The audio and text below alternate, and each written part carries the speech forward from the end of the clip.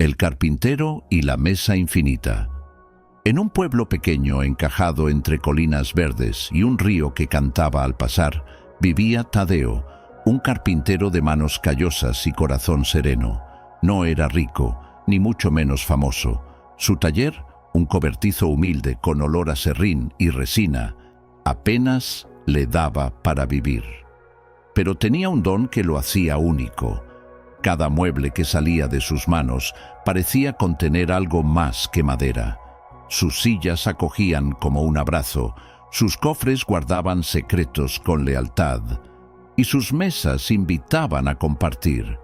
Quienes usaban sus creaciones sentían una calma inexplicable, como si Tadeo tallara un pedazo de su alma en cada veta.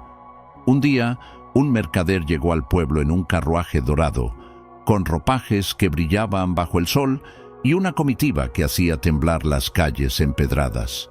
Se llamaba Don Álvaro, un hombre cuya riqueza era tan grande como su ambición. Se decía que tenía casas en 7 ciudades, barcos que cruzaban mares y arcas llenas de oro, pero sus ojos siempre buscaban algo más. Se plantó frente al taller de Tadeo y sin apenas un saludo, anunció su encargo. «Quiero la mesa más grande que jamás se haya visto», ordenó, con una voz que resonaba como un martillo sobre el yunque. «Una mesa donde puedan sentarse 100 hombres de negocios como yo, para firmar contratos que me hagan eterno». Tadeo, que no era hombre de promesas vacías, asintió con calma. No le impresionaban las riquezas ni los títulos, pero sí el desafío de crear algo nuevo. Pasó semanas buscando la madera perfecta, robles antiguos que habían visto siglos, cedros que susurraban historias del viento. Apenas durmió, comió lo justo para no desfallecer y trabajó hasta que sus manos sangraron. Cuando terminó, la mesa era un coloso que no cabía en su taller. Tuvo que montarla en la plaza del pueblo, bajo los ojos asombrados de los vecinos. Era tan larga que sus extremos se perdían en la niebla de la mañana, y tan ancha que 100 sillas podían alinearse sin apretujarse. Cada detalle, desde las vetas pulidas hasta los bordes tallados con hojas y pájaros, hablaba del amor que Tadeo ponía en su oficio. Don Álvaro llegó, contempló la mesa y sonrió con una satisfacción fría. «Está bien», dijo ajustándose su capa bordada, «pero no es suficiente. Haz otra, más grande».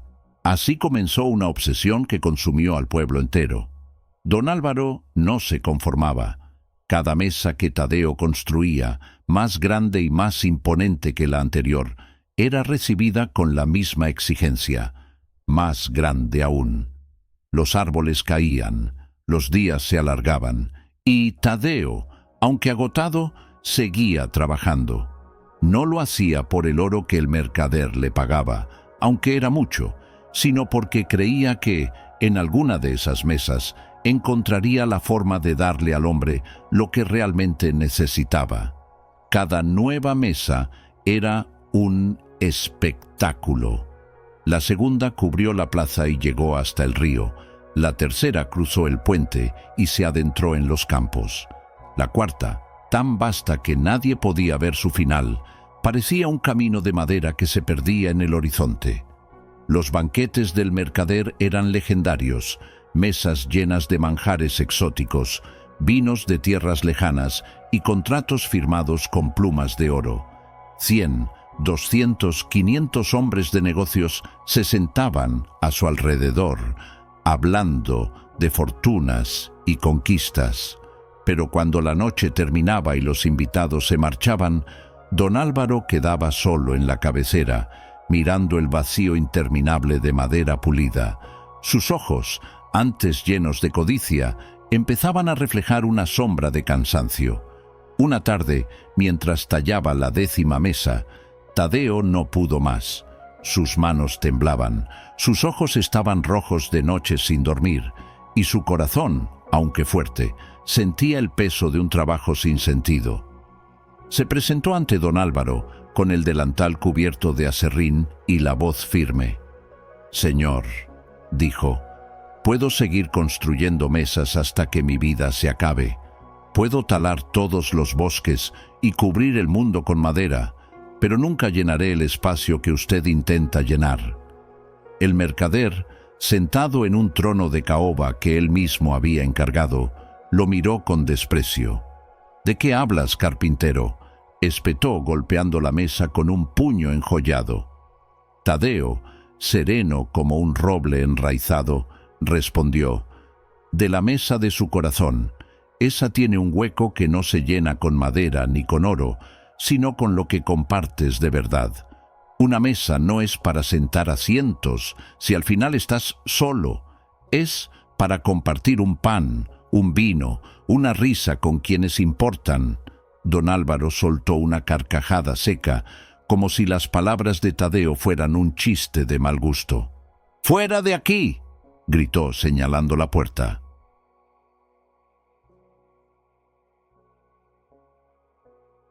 «Vuelve a tu serrín y déjame en paz con tus tonterías». Tadeo se marchó sin decir más, pero sus palabras quedaron flotando en el aire, como el eco de un martillo que sigue resonando tras el golpe. Aquella noche, don Álvaro se sentó en la mesa más grande que jamás se hubiera construido, una que parecía extenderse hasta las estrellas. Los sirvientes habían preparado un banquete para 1000 invitados, pero el mercader pidió estar solo. Se sirvió un vaso de vino, cortó un pedazo de pan y miró la extensión vacía de la mesa.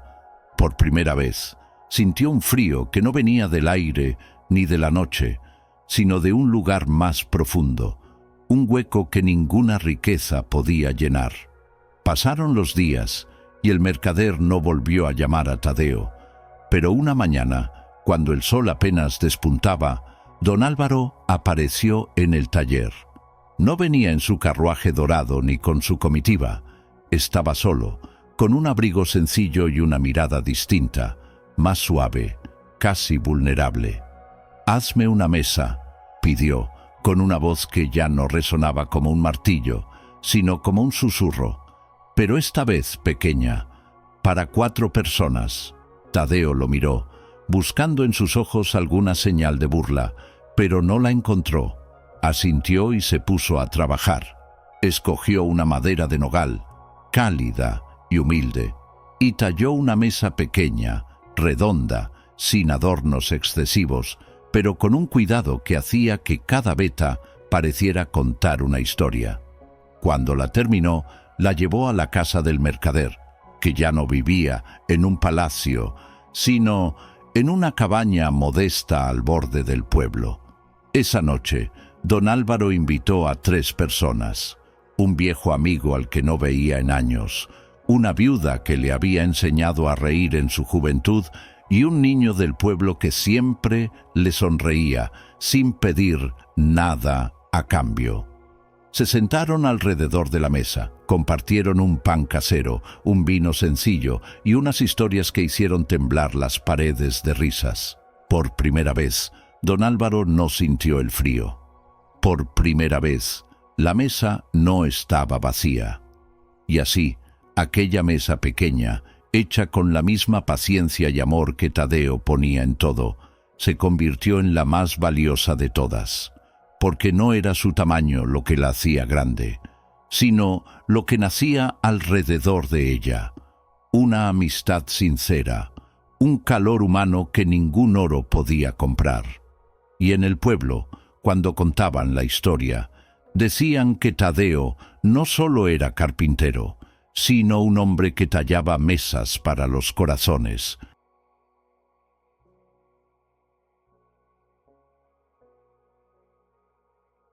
El rey que tenía miedo a la noche. En un reino lejano, encaramado en un valle donde los ríos dibujaban venas de plata y los bosques susurraban antiguos secretos, reinaba Dorian, un monarca cuya justicia era tan célebre como su corona de oro. Su pueblo lo amaba, sus consejeros lo respetaban, y sus leyes mantenían la paz en tierras donde antes reinaba el caos. Pero bajo su manto de realeza, Dorian guardaba un secreto que lo consumía. Le aterraba la noche. Cuando el sol se hundía tras las montañas, un pánico frío se apoderaba de él. Ordenaba encender miles de antorchas, lámparas y hogueras en cada rincón del palacio, hasta que la luz ahuyentara toda sombra. No dormía. Vigilaba, con los ojos abiertos y el corazón encogido, como si en la oscuridad lo aguardara un abismo que amenazaba con tragarlo. Los sirvientes, agotados de alimentar fuegos interminables, murmuraban entre ellos. Los aldeanos, desde sus casas, veían el castillo brillar como un faro en la noche y se preguntaban por qué su rey temía lo que para ellos era solo el descanso del día. Pero nadie se atrevía a preguntarle, y Dorian, encerrado en su fortaleza de luz, no hablaba de su miedo.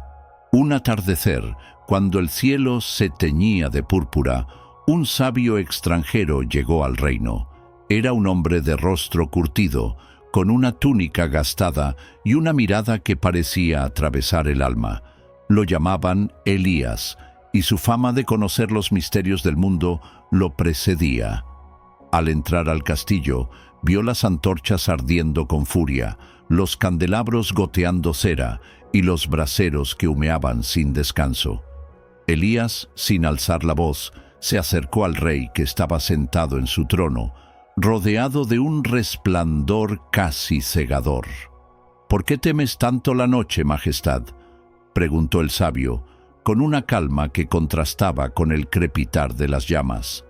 Dorian, con el rostro tenso y la voz quebrada, respondió: «Porque en la oscuridad siento que todo lo que soy desaparecerá, mi poder, mi gloria, incluso mi propio nombre.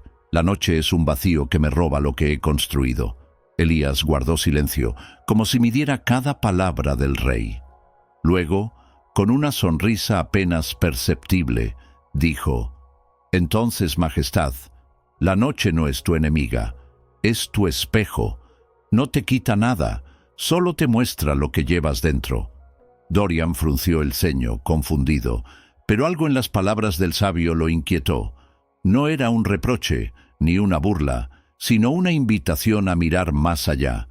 Esa misma noche, Elías propuso algo que hizo palidecer al rey. «Apaga todas las luces del palacio», dijo. «Solo por esta noche, deja que la oscuridad te hable». Dorian se resistió con vehemencia.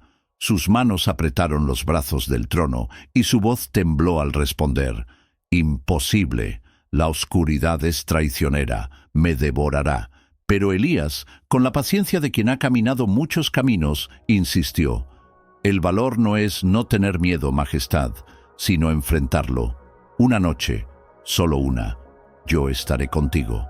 El rey, dividido entre su terror y la extraña confianza que le inspiraba el sabio, cedió al fin. Dio la orden, y los sirvientes, con rostros de asombro, apagaron una a una las antorchas, los candelabros y los braseros. El castillo, que siempre había sido un faro en la noche, se sumió en una negrura absoluta. Dorian, sentado en su trono, sintió que el aire se volvía denso. Su corazón latía como un tambor, y en el silencio profundo creyó escuchar susurros, voces que no venían de los pasillos ni de los muros, sino de algún lugar dentro de él. «No eres nada sin tu corona», decían. «No eres nadie sin tu poder. No eres nadie si no te recuerdan. Todo lo que has construido se desvanecerá como polvo en el viento».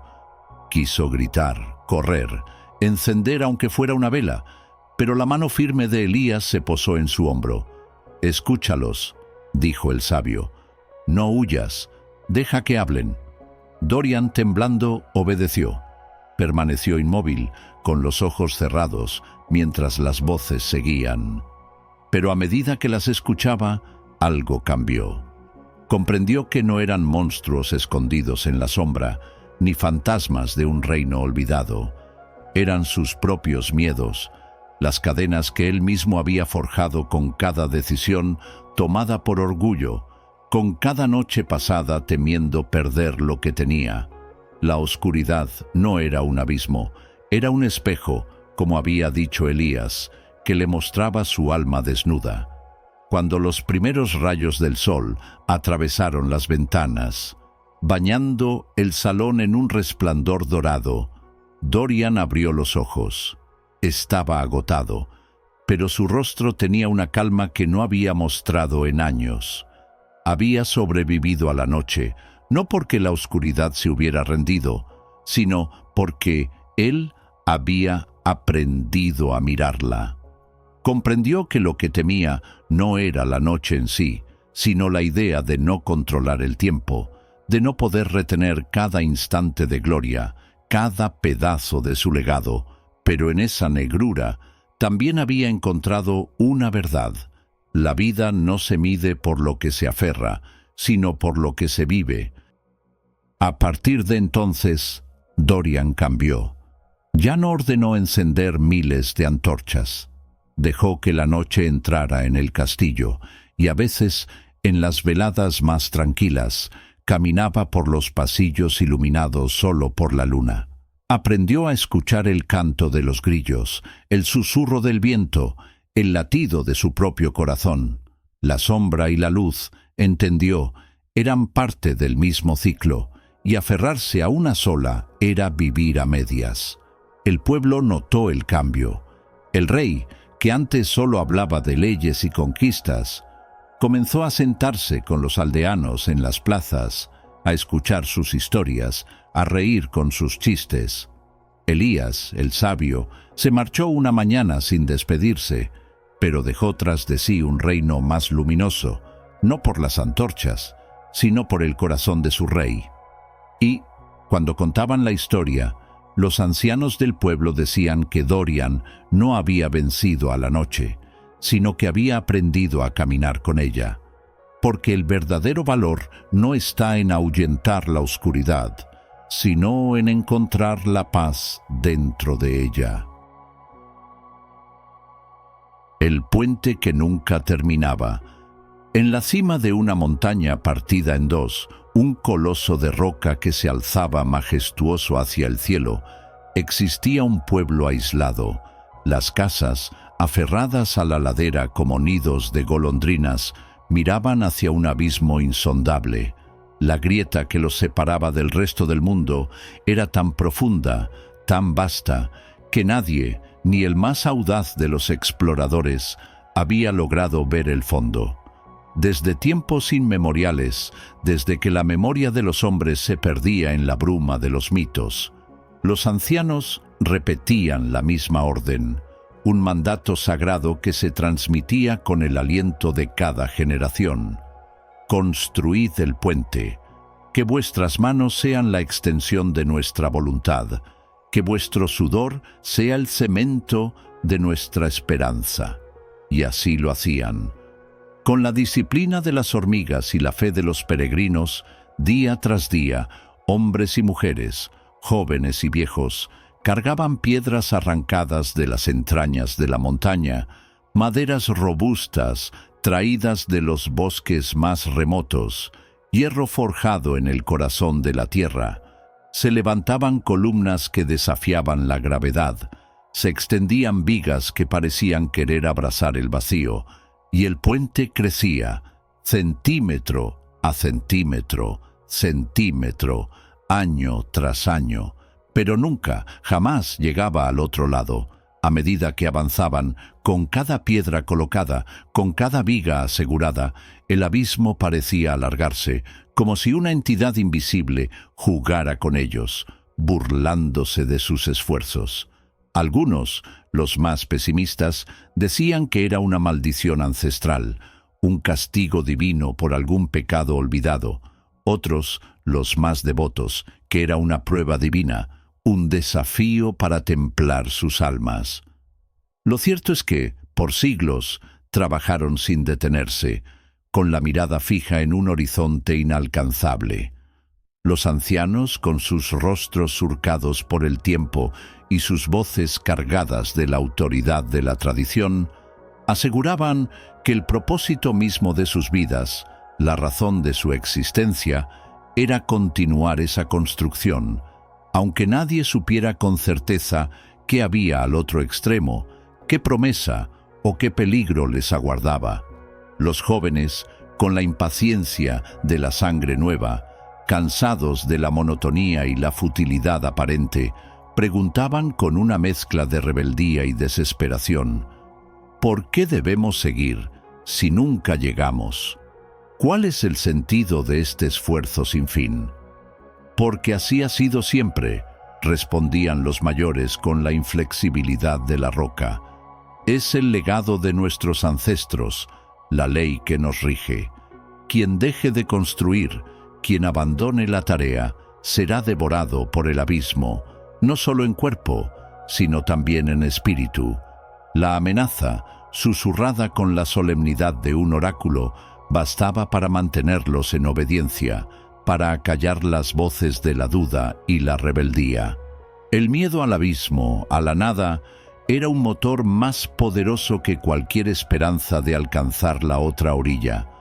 Un día, sin embargo, en medio de la rutina inmutable, un niño llamado Arán, con la curiosidad de un lince y la terquedad de una mula, decidió hacer lo que nadie se atrevía, lo que la tradición prohibía. Se tumbó boca abajo en el borde del puente, su pequeño cuerpo suspendido sobre el vacío, y gritó con toda la fuerza de sus pulmones hacia el abismo. ¿Hay alguien ahí abajo? ¿Alguien me escucha?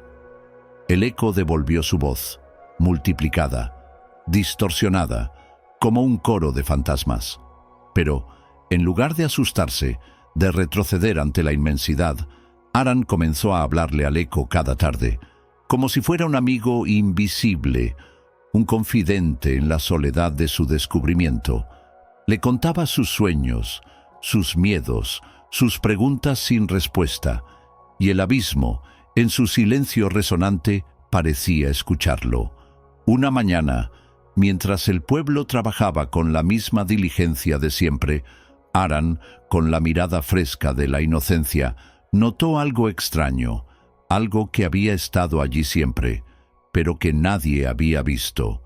Los obreros, al cargar las pesadas piedras, se ayudaban unos a otros con gestos de camaradería. Al clavar las vigas, cantaban juntos viejas canciones de trabajo, sus voces unidas en una melodía ancestral. Al empujar los grandes bloques, reían en coro, un sonido que rompía la monotonía del esfuerzo. Y entonces, como un rayo de luz en la oscuridad, Arán comprendió algo que nadie había dicho, algo que los ancianos, en su obsesión por el destino final, habían olvidado. El puente no era para llegar a un lugar, no era un medio para un fin, era para unirlos entre sí, para tejer lazos invisibles de cooperación, de apoyo, de comunidad. Esa noche, con el corazón palpitante de una verdad recién descubierta, Arán compartió su idea con los ancianos, sus palabras resonando en el silencio de la asamblea. El puente no tiene final, porque no está hecho para llegar a otra tierra, a un destino físico. Está hecho para que aprendamos a caminar juntos, para que no olvidemos que nuestra verdadera fuerza no reside en la meta, sino en la unión, en la colaboración, en el simple acto de construir codo con codo. Los ancianos, aferrados a sus dogmas y a la rigidez de la tradición, se enfurecieron. Sus rostros se contrajeron en una mueca de indignación. ¿Cómo te atreves, niño insolente, a cuestionar siglos de tradición, el legado de nuestros ancestros? El puente debe terminarse. Es nuestro destino, nuestra razón de ser. Pero el niño, con la terquedad que lo caracterizaba, no se calló. Al día siguiente, mientras los demás trabajaban con la misma rutina de siempre, él, en lugar de cargar piedras, comenzó a pintar los tablones del puente con colores brillantes, dibujando símbolos ancestrales, historias de su pueblo y los rostros de quienes habían construido antes que él. Pronto, Otros niños, contagiados por su entusiasmo, lo imitaron. Luego, los adultos, primero con recelo, luego con curiosidad y finalmente con una alegría renovada. Y así, el puente empezó a llenarse de canciones, de tallas intrincadas, de recuerdos grabados en la madera y la piedra. Ya no era solo una construcción interminable, un monumento a la futilidad. Era la memoria viva del pueblo, un lienzo colectivo que narraba su historia, sus luchas, sus esperanzas. Un viajero, un alma errante que un día llegó a la montaña, observando con asombro la peculiar obra, preguntó con genuina curiosidad: ¿por qué trabajáis con tanto ahínco en un puente que nunca se acaba? ¿Cuál es el propósito de esta labor sin fin? Y un anciano, el mismo que antes había reprendido a Aran, con lágrimas en los ojos que no eran de tristeza, sino de una profunda comprensión, respondió con una voz que resonaba con la sabiduría de la experiencia: porque aquí aprendimos que lo importante no es llegar, no es alcanzar una meta distante, sino caminar juntos. El puente no une montañas, no conecta dos orillas físicas, une corazones, une almas, forja lazos invisibles que son más fuertes que cualquier abismo. El viajero sonrió, una sonrisa que iluminó su rostro cansado, y antes de marcharse, dejando tras de sí una estela de misterio, dijo con una voz que parecía llevar el eco de verdades ancestrales: «Entonces vuestro puente ya está terminado». Esa frase, simple y profunda, se quedó grabada en la mente y el corazón de todos. Desde ese día, nadie volvió a ver el trabajo como un castigo, como una condena.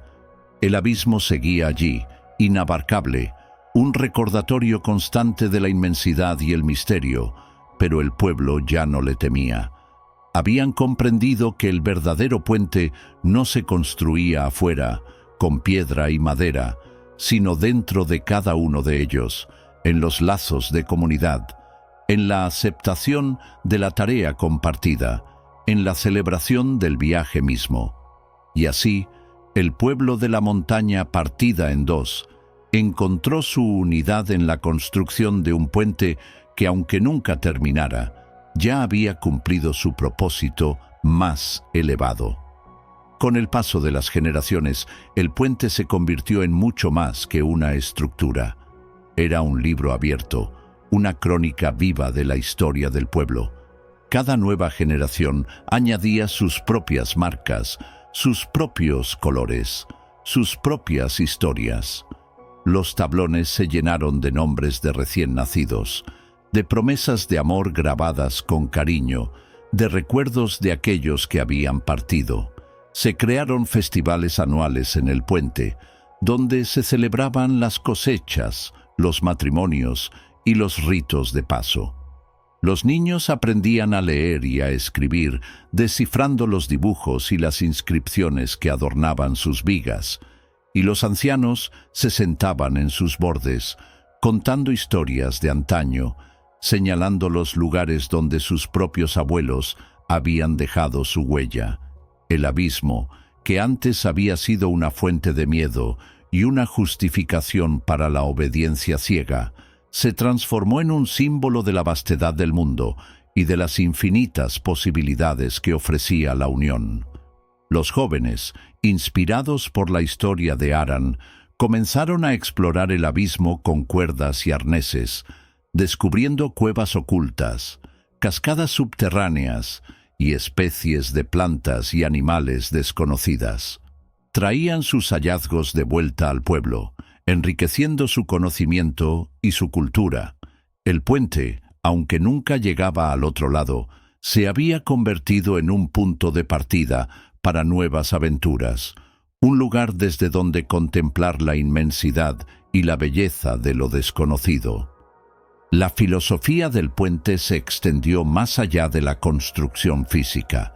Se aplicó a la resolución de conflictos, a la educación de los niños, a la forma en que se gobernaba el pueblo. Cuando surgía una disputa, los ancianos no buscaban un culpable, sino que invitaban a las partes a construir un puente entre sus diferencias, a encontrar un terreno común, a tejer lazos de comprensión. La enseñanza de Aran se convirtió en el pilar de su sociedad. La fuerza no reside en la imposición, sino en la conexión. La sabiduría no está en la meta, sino en el camino compartido.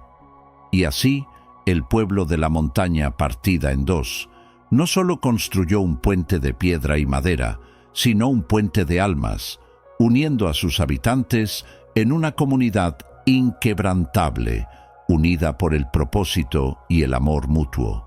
El puente, con el tiempo, adquirió una cualidad casi mística. No era solo una estructura inanimada, sino una entidad viva que respiraba con el pueblo.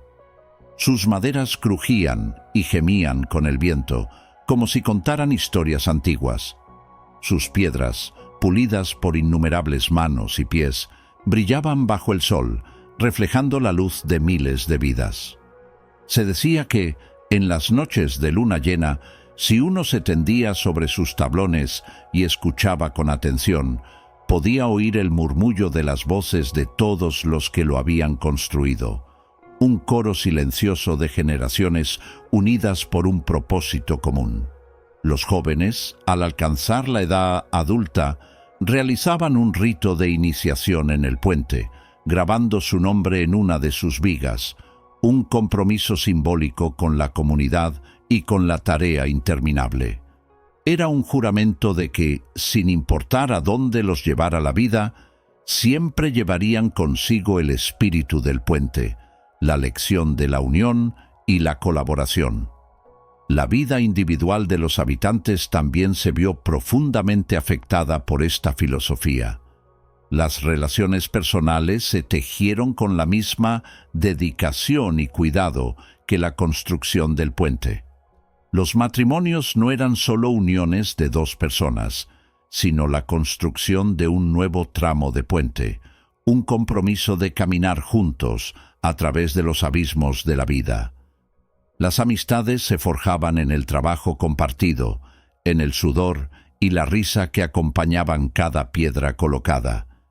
Incluso la forma en que se enfrentaban a la adversidad cambió. Cuando un miembro de la comunidad sufría una pérdida o enfrentaba un desafío, el pueblo entero se unía para construir un puente de apoyo, ofreciendo consuelo, ayuda y esperanza. No se trataba de eliminar el dolor o la dificultad, sino de asegurarse de que nadie tuviera que cruzar el abismo solo.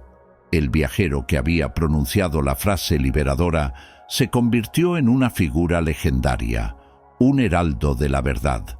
Aunque nunca regresó, su mensaje resonó a través de las generaciones, recordándoles que la verdadera culminación no siempre se encuentra en el final de un camino, sino en la belleza y el significado del viaje mismo. El abismo, aunque seguía siendo un recordatorio de la separación, ya no era una amenaza, sino un espejo que reflejaba la inmensidad de su propio espíritu colectivo.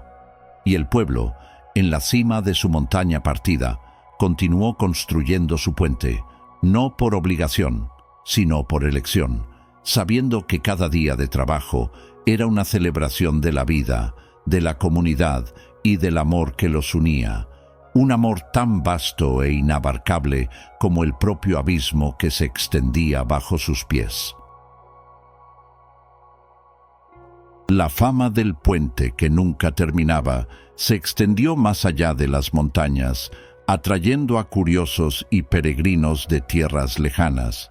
No venían a ver una maravilla arquitectónica terminada, sino a presenciar el proceso, a sentir la energía de un pueblo que había transformado una tarea sin fin en una celebración de la vida. Los sabios de otras culturas llegaban para estudiar la filosofía del puente, maravillados por cómo una comunidad había encontrado la plenitud en la perpetua construcción.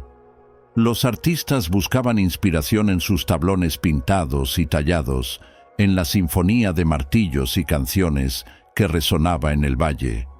y los desesperados, aquellos que habían perdido la esperanza en sus propias vidas, venían al puente buscando un atisbo de la fe que movía a este pueblo, y a menudo la encontraban en la simple observación de cómo cada mano, cada corazón, contribuía a una obra mayor que ellos mismos.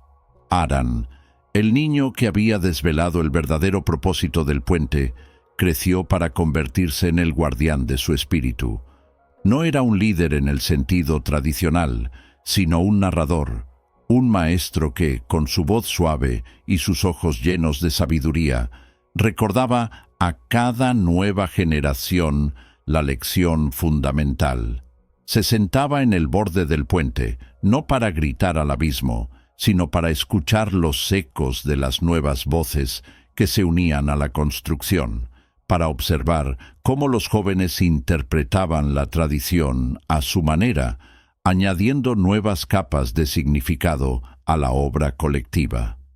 Su legado no fue una estructura terminada, sino una forma de vida, una comprensión profunda de que la verdadera fortaleza de un pueblo no reside en sus logros materiales, sino en la solidez de sus lazos, en la capacidad de encontrar propósito y alegría en el camino compartido, sin importar cuán largo o interminable parezca.